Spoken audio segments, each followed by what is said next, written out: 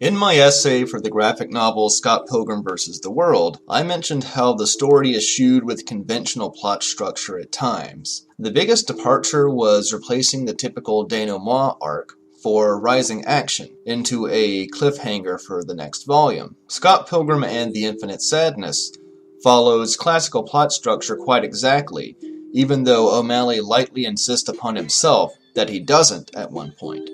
For this essay, I'll identify where each of the classical plot structure points happen in the story, and comment on how these build upon each other for the climax. The chart on screen depicts the major turning points in the story, and divides the story into the usual 3 arcs. The plot points I will be identifying are Inciting Incident, Plot Point 1, Pivotal Choice, Midpoint Reversal, Act 2 Disaster, Plot Point 2, Climax, Revelation, and denouement. Before I get into where these moments fall in the 3rd volume of Scott Pilgrim, I'll identify them in the original Star Wars so that everyone can be on the same page before I get into detail. The inciting incident for Star Wars is Luke buying the droids and discovering Leia's message. Plot point 1 is finding Obi-Wan Kenobi. The pivotal choice comes at the end of Act 1 when his relatives are killed and he decides to fight the Empire. Midpoint reversal is when the characters encounter the Death Star. Act 2's disaster is getting stuck in the trash pit with the Dianoga, and plot point 2 is Obi-Wan's death. The climax is the dogfight in space as the rebels fight back against the Death Star. Use the Force, Luke, is the revelation. And the denouement is everyone getting medals, with the exception of Chewbacca. Act 1 of Scott Pilgrim and the Infinite Sadness begins after the characters experience their enemies' bands to clash at Demon Head, playing their set. The whole cast gets invited backstage, where they trade quips, which then escalate to punches, and then full-on psychic powers launching our protagonist through a wall. The reveal of Todd's vegan psychic powers is the inciting incident that propels the existing narrative in a different direction since it raises the stakes. Scott may be the best fighter in the province, but can he take on a guy with these abilities? Act 1's major plot point comes when Scott and Todd fight in Honest Ed's. Todd is arbitrarily unable to use his psychic abilities, but he cracks, and uses them to blow up the store nonetheless, having a stressed flashback in the process. The breakdown reveals Todd's weaknesses, and what will eventually bring him down in Act 3. We can see that he doesn't have the greatest self-control. His father doesn't believe he has the ability to be a vegan, and there is a hint that he is being untrue to his relationship with Envy. Much like how Obi-Wan introduced the Force during his introduction in Star Wars, we get a glimpse at the story element that will become important during the climax and the revelation. After the failed battle at Honest Ed's, the villains make a schedule for the other characters to follow, and then they go their merry way. Ramona tells Scott to ditch those plans and stay home, where they discuss the past.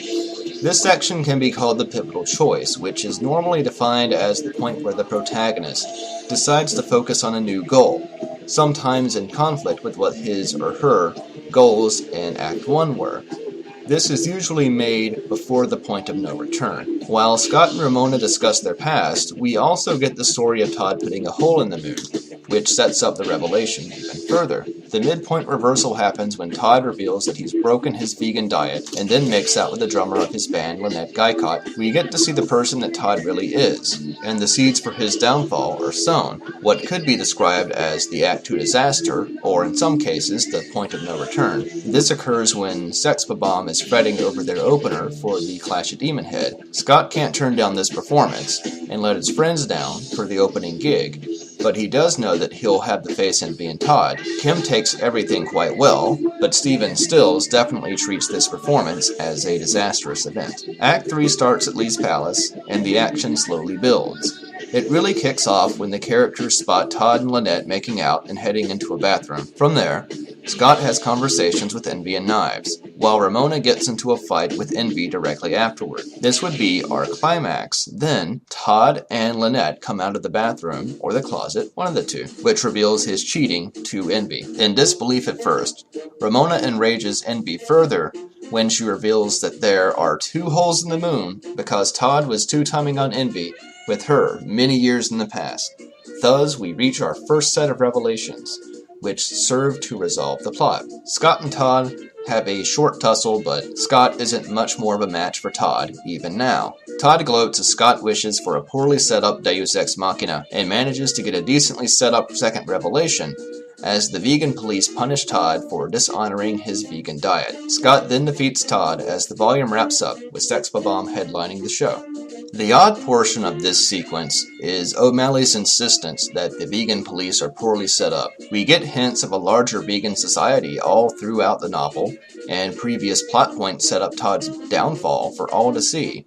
Hell, even the second volume has foreshadowing of this event, as we can see 2 clear holes in the moon when Scott walks to a certain band practice that I mentioned in my last essay. O'Malley likes to have his characters reference the fact that they're fictional constructs for a poorly executed comedic effect, but this joke especially falls flat when he doesn't even reference the devices that he's making fun of correctly. Granted, that doesn't take away from the novel as a whole, it's just kind of distracting. The book ends with a denouement arc this time as Envy sullenly leaves town. The remaining characters then look forward to the summer and overcoming the remaining evil exes. So the above chart points out what I said earlier for convenience's sake. I'm not sure how important this particular essay is compared to the other ones that I've done, but it can be a jumping off point for examining plots that are perceived as non-traditional in search of classical plot structure. Take a look through the plots of movies that are popularly considered plotless, such as Napoleon Dynamite,